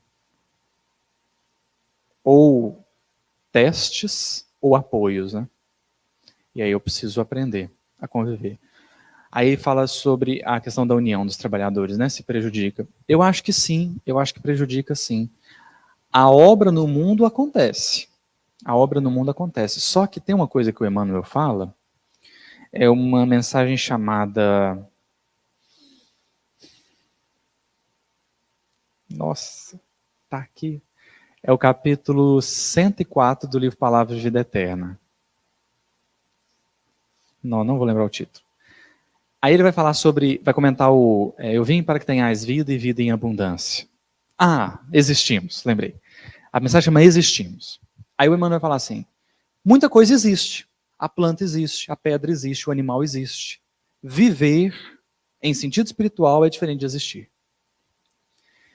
E o que o Emmanuel vai convidar a gente a perceber ali é que há uma coisa que nos diferencia do animal, da planta, da pedra. Que coisa é essa? O sentimento. A única coisa que diferencia o ser humano de qualquer outra coisa, criatura do universo, é o sentimento. Porque falar, até o papagaio fala. Então, o sentimento é a única coisa que nos diferencia. Então, por que a desunião ou a falta de afinidade entre os trabalhadores prejudica o trabalho? Porque a gente foi chamado a realizar algo que ninguém mais pode fazer.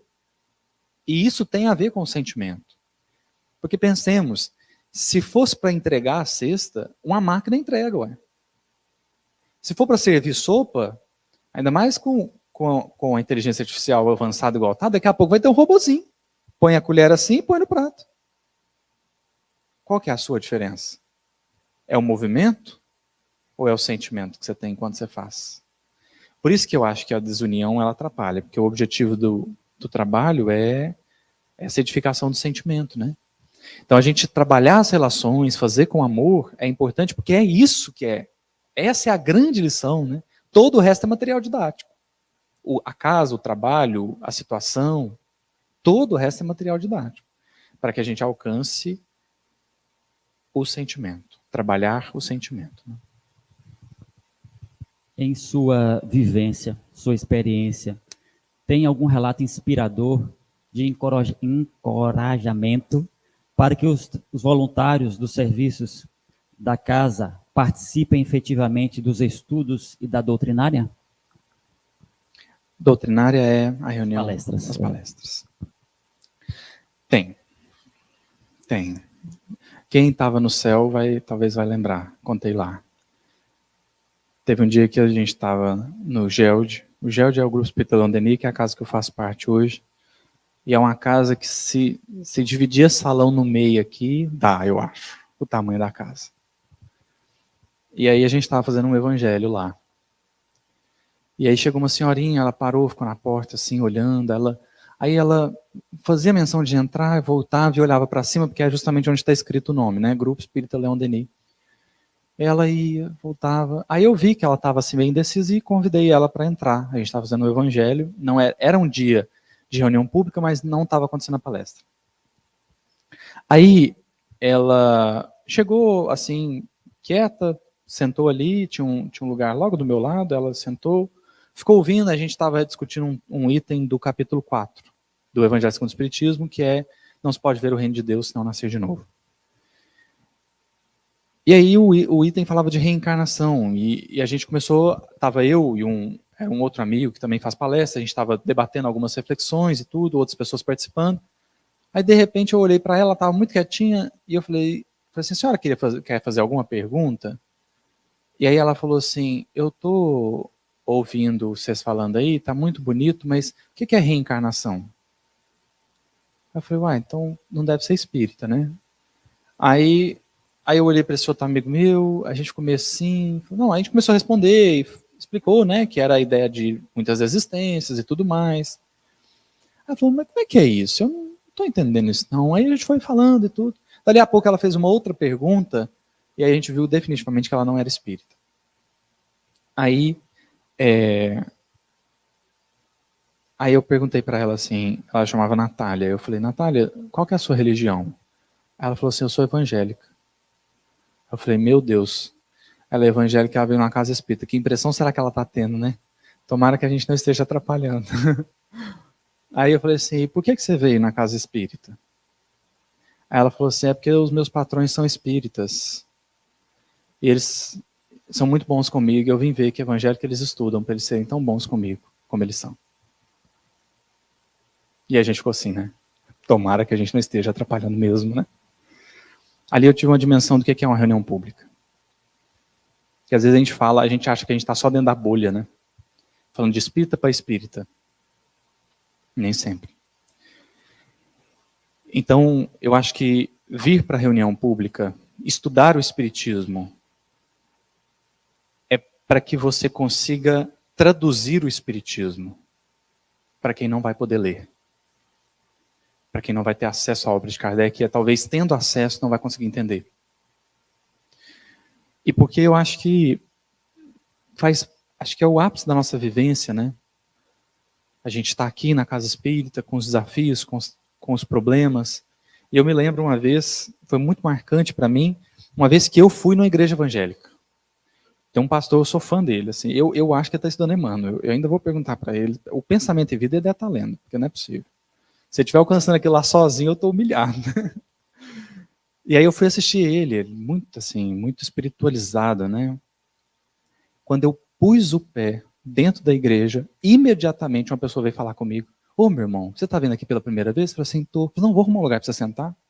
Ele me acolheu tão bem, que deu vontade de ficar lá. Então eu acho que pode ser a porta de entrada de muita gente, né?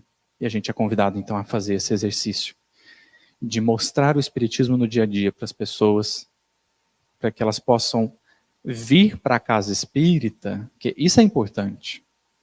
Nós não estamos querendo atrair para a casa espírita, nós estamos querendo converter ao espiritismo. É muito diferente. Então a pessoa ela tem que chegar na casa espírita e encontrar espiritismo, ou na página ou na vida, né? Então a reunião pública é essa oportunidade aí, então sim, o estudo e tudo mais que lhe é consequente, igualmente necessário. Quando a amizade quebra e o telefone não para de tocar. Ah, foi. Foi doutrinado já. Deu certo. Foi doutrinado.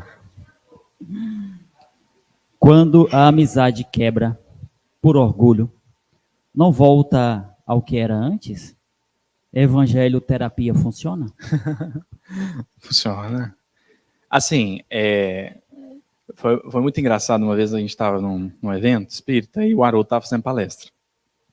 Aí perguntaram para o Haroldo assim, vocês ficam falando aí que vontade é suficiente, né? Que basta a gente ter vontade, aí a gente vai mudar. Porque o Emmanuel fala isso, né, no Pensamento e Vida. Lá no capítulo Vontade, o Emmanuel fala que a vontade é o impacto determinante. A pessoa que tem vontade, ela muda. Aí a pessoa falou assim, vocês ficam falando isso aí, mas eu não concordo não. Ela escreveu essa pergunta. Não concordo não. Porque eu tenho muita vontade de mudar meus pensamentos e eu continuo com maus pensamentos o tempo todo. Por mais que eu não queira, às vezes eu consigo passar uns dias, aí depois vem pensamento ruim de novo. O que eu devo fazer? Aí o Haroldo foi muito sábio na resposta, porque ele diz assim, a vontade é suficiente sim, o que está faltando aí é tempo. Porque o que você quer? Alimentar mau pensamento durante milênios e mudar em uma encarnação? Não faça isso não. Não pretenda, né? Não pretenda isso. Então, a amizade que é rompida pelo orgulho restaura? Com certeza. Em quanto tempo você acha?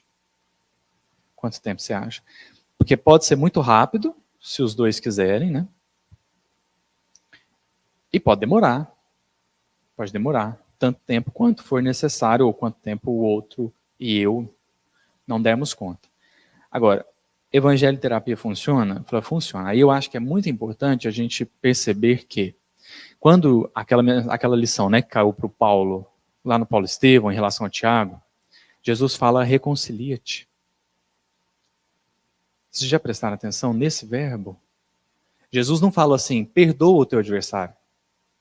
Porque ele não quer saber quem que errou. Porque se ele falasse assim, perdoa o seu adversário, você falava assim, tá vendo? Tanto que eu sou nobre, vou lá perdoar. Não, mas não é isso que ele está falando. Ele está falando de reconciliar. E para mim é muito, muito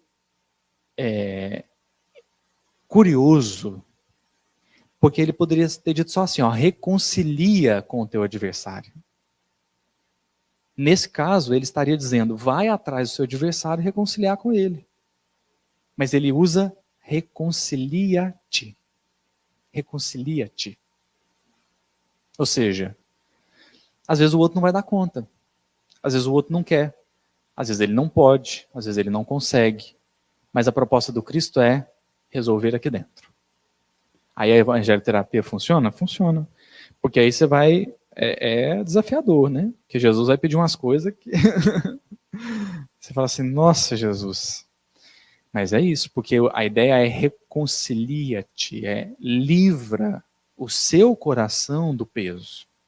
Se o outro vai aceitar ou não, aí é o tempo dele, né? Aí é a hora que ele vai fazer a terapia dele do evangelho, né? Mas a gente tem que fazer a nossa, que é o que o Divaldo, não sei se todo mundo já viu, mas tem uma fala do Divaldo que eu acho perfeita. Assim, se você tem inimigos, não importa. O importante é não ser inimigo de ninguém.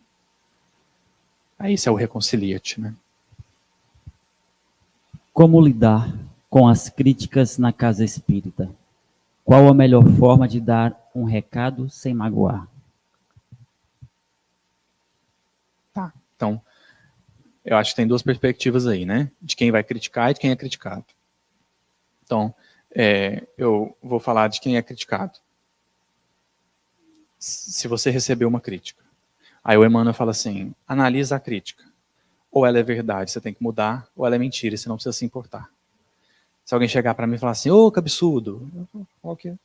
É mesmo, né? Cabeça é grande mesmo, eu vou falar o quê? Não fala isso, vai, mas ué. Não tem que fazer. Então, às vezes a pessoa ela não vai saber falar. E aí ela é aquela imagem que muitas vezes se constrói, né? Ela é um elefante entrando no jardim para colher a rosa. Ela colhe a rosa, mas ela trucida o jardim inteiro. Eu sempre cito o caso do Frei Maceu com o Francisco de Assis. O Frei Maceu estava saindo com o Francisco de Assis para buscar comida, né? E o Frei Maceu era um dos mais íntimos de Francisco de Assis. Era dos mais próximos mesmo, né? Dos 3 mais próximos, ali estava Maceu. Ao lado de Leão e um outro que eu nunca lembro o nome. Aí o Maceu parou em um determinado momento da estrada e falou assim, Francisco, por que Deus te escolheu? Você não é bonito, você não tem dom nenhum, você não é rico? Eu falei, nossa, mas que pancada, né? E isso era o mais próximo, imagina. Aí a reação do Francisco é assim, Maceu, nunca foram ditas palavras tão sábias. Olha como que ele mudou a perspectiva. Ele falou assim, é por isso que Deus me escolheu, é porque eu não valho nada. Aí quem me encontra precisa admitir que Deus existe, porque não é possível alguém como eu realizar o que eu estou realizando. Percebe como que ele mudou? Então, se eu fui criticado e é verdade, então, se for uma coisa possível de mudar, eu preciso mudar mesmo. Agora, se eu fui criticado e é mentira, aí é a fala do Freud, né? Quando Pedro me fala de Paulo, sei mais de Pedro que de Paulo. A pessoa que criticou, ela está falando mais dela mesma do que de quem ela está criticando. E, agora mudando a perspectiva, quando eu sou aquele que tem que criticar, aí já está lá no Evangelho segundo o Espiritismo. Eu recomendo a leitura, a mensagem à indulgência do José, o Espírito Protetor. Se não me falha a memória, é a primeira ou a segunda mensagem do item, a indulgência. Aí o José, Espírito Protetor, fala assim, a indulgência não vê os erros do próximo. Se vê, não comenta. Se tem que comentar, chama em particular. Por que tem esse terceiro caso? Chama em particular, né? Ou, às vezes até de outra maneira, enfim. Porque aí tem um caso mais grave, né? Tem um caso mais grave que é o que depois Kardec vai perguntar no final do capítulo 10, se não me falha a memória. Não é do capítulo 10. É um item chamado divulgar o mal do outro. Deve ser capítulo 11. No finalzinho. Aí ele faz uma pergunta para São Luís assim. Haverá casos em que seja justo desvendar o mal cometido por outra pessoa? Aí o São Luís vai dizer assim, essa é uma questão muito grave. E aqui deve-se apelar para a caridade bem compreendida. Qual que é um elemento da caridade? Indulgência. Aí volta na mensagem do José. Caridade bem compreendida. Então você compreendeu bem o que é indulgência? Indulgência não vê. Se vê, não comenta. Se tem que comentar, chama em particular. Aí se a gente pegar isso e aplicar na resposta do São Luís vai dizer assim, se os erros de uma pessoa somente a ela prejudica, não fala nada, não tem razão nenhuma de falar. Ela só está prejudicando ela mesma, não há razão para desvendar isso. Mas depois ele vai dizer assim, em alguns casos, porém, desmascarar a hipocrisia pode se constituir de um dever. Porque mais vale caia um homem do que muitos venham a ser suas vítimas. Mas qual que foi a primeira frase do São Luís? Caridade bem compreendida. Então eu acho que o problema da nossa crítica é porque a gente abandona a caridade, a gente quer aniquilar o outro. Aproveita que aí até usa o evangelho, né? Não, aqui ó, estou embasado no evangelho. Porque às vezes a pessoa vai cometer um erro que está prejudicando várias outras. E aí, muitas vezes é um dever. Só que qual é o dever? Como que nós vamos cumprir isso? É com a caridade bem compreendida. Mas qual que é o dever? Aí são os verbos que Kardec usou e São Luís usou. Na pergunta, Kardec usou o verbo desvendar. Na resposta, São Luís usou o verbo desmascarar, que são semelhantes. Qual que é a grande semelhança entre o desvendar e o desmascarar? Aquilo que está sendo desvendado, desmascarado, antes estava escondido. Então, quando é que eu vou expor o mal de uma pessoa? Quando está prejudicando mais alguém além dela mesma e ninguém sabe. Porque se o mal já foi desvendado, aí nós não estamos desvendando, nós estamos comentando. E ninguém foi chamado a comentar o mal. O mal já está aí, já está exposto, então para que comentar? Comentar o mal é tripudiar em cima do malfeitor. Não há razão nenhuma para isso. Mas se aquilo não foi conhecido, aí volta na mensagem do José. Antes de publicar no Facebook, a gente vai conversar com a pessoa. Fulano, você está fazendo isso, não está legal. Isso aqui eu vi que você está fazendo, não está bom. Tenta mudar. Não deu certo? Aí vai chamando outras pessoas para conversar com aquela pessoa. E aí a gente vai também... E aí eu acho que nessa hora, a oração é muito importante, porque os espíritos sabem o que fazer, né? Eu não sei. Eu estou aqui falando o que eu já refleti sobre o assunto. Mas talvez na hora de aplicar vai dar errado. Os espíritos sabem o que fazer. A gente ora, pede inspiração. Por quê? O espiritismo não quer acabar com o malfeitor. O Emmanuel tem uma mensagem que eu acho o máximo, que ele fala assim, lute contra o mal com a prudência do médico que luta contra a doença, amparando o doente. Já imaginou? Você chega com Covid para o médico e fala assim, eu tenho uma solução rapidinha. Deita ali, eu vou te injetar uma substância, você morre. Mas aí não curou. Curou, né? Mas não adiantou nada. Ué. Matou o doente. Então, qual que é o melhor tratamento? É o tratamento que preserva o doente e mata a doença. Aí é o que o Emmanuel pede para a gente fazer. Assim, lute contra o mal com a prudência do médico que cura o doente, eliminando a doença. Acho que é por aí. Maravilha. Tinha outras perguntas dessa mesma pessoa, mas estava relacionado ao tema e acho que a sua resposta já respondeu, tá bom? Para a gente finalizar a última pergunta, devido ao horário, né? Trabalho espiritual na casa espírita. Como libertar dos vícios?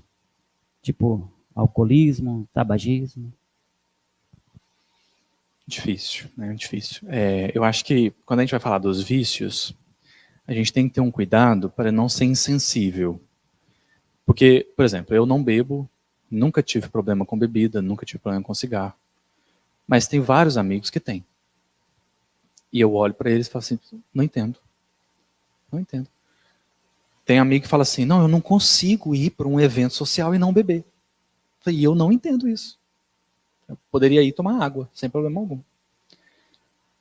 Aí, nisso de eu ficar pensando assim, mas eu não entendo. Eu não entendo como que a pessoa não... Como é que ela tem um copo de cerveja aqui, ela fica inquieta. Eu não entendo isso. Aí chegou aquele espírito que eu falei para vocês. Ele falou assim, pensa o tanto que você não dá conta de ficar sem falar mal dos outros. Assim, se eu te pedir para você parar de falar mal dos outros, você consegue? Eu falei, não consigo. Não. Assim, você é viciado na maledicência. Ah, agora eu entendi. Porque é isso, né? Às vezes eu não tenho um vício que a pessoa tem, ou tenho outros. Como é que eu lido com os meus vícios? Para ficar falando para o outro lidar com os dele, né? Aí tem uma coisa que o Emmanuel fala no Pensamento e Vida, no capítulo Hábitos. Simples demais da conta. Assim, você quer combater o mau hábito? Fortalece o bom. Simples assim. Para de brigar com o mau hábito. Fortalece o bom. Porque o mau hábito é um joio. O que acontece com o joio na parábola? O Senhor, os servos chegam e dizendo assim, Senhor, tu semeastes boa semente no teu campo, mas tem joio aí. Quem que semeou? O inimigo fez isso. Você quer que a gente vá lá e arranque o joio? Porque essa é a ideia, né, que a gente tem. Eu vou lá e arranco os vícios. Gente, cuidado, você pode acabar com o viciado fazendo isso. Né? Chega lá e fala, não, vou tirar aqui. Aí o que acontece com o joio na parábola? O Senhor fala assim, deixai-os crescer juntos. Na época da ceifa, a gente faz a separação. Então, se eu ficar, às vezes, lutando, brigando com o meu vício, paradoxalmente, eu estou alimentando ele. Falo, não posso fumar, não posso fumar, não posso fumar. Aí eu vou lidando um pouquinho melhor, vou tentando diminuir, ao mesmo tempo que eu vou colocando algo bom no lugar, né? E no caso, por exemplo, da maledicência, que é um vício que muita gente tem, assim, começa a perceber a mesma energia para você falar mal, você fala bem. A mesma energia. Então, tenta falar bem, ué. Vai criticar o outro, tenta falar bem. Se não der, silencia. Porque às vezes a gente fala assim, não, esse fulano é tão ruim, não dá para falar bem dele. Ele fala, então não fala nada. E aí nós vamos lidando com os vícios, compreendendo que nenhum vício foi adquirido de uma hora para outra, ele não será tirado de uma hora para outra. É com o tempo. Mediante, claro, acho que vai ter caso aí que vai precisar de um tratamento, né? Não estou desprezando isso. Dependendo ali, se for muito grave, vai precisar de um tratamento. A maledicência, por exemplo, a gente reencarna para tratar, né? Com a pessoa. Mas vai ter tratamentos, né? Às vezes o alcoolismo, o tabagismo precisa de um tratamento. A gente faz, né? Não há nenhuma razão para desprezar os tratamentos. O que o Emmanuel está sugerindo é que a gente comece a fortalecer os bons hábitos. Porque aí você vai colocando coisa no lugar daquele mau hábito, né? Isso é extremamente lógico, faz todo sentido. E aí, volta lá na questão do Haroldo. Assim, fortalecer o bom hábito é suficiente? Só tem que ter tempo. Tem que ter tempo, né? Porque ninguém alimentou o vício de uma hora para outra, precisa de tempo para alimentar outros bons hábitos. Mas é preciso combater dessa maneira, né? É preciso lidar com esses vícios, porque muitas vezes eles são coisas a nos tirar a atenção. Tem gente que ela e aí, por que eu estou te falando de tirar a atenção? Porque às vezes a gente pensa no vício tão somente como aquela coisa que me dá desejo. Eu sou viciado em café. Aí o que você pensa? A pessoa quer tomar café o dia inteiro. Isso é uma expressão do vício, mas isso não é. O vício não se expressa só assim. O vício se expressa também assim. Não preciso tomar um café, senão a dor de cabeça não passa. Está viciado. Está viciado. Às vezes não vai ter aquele desejo compulsivo, mas tem um sintoma.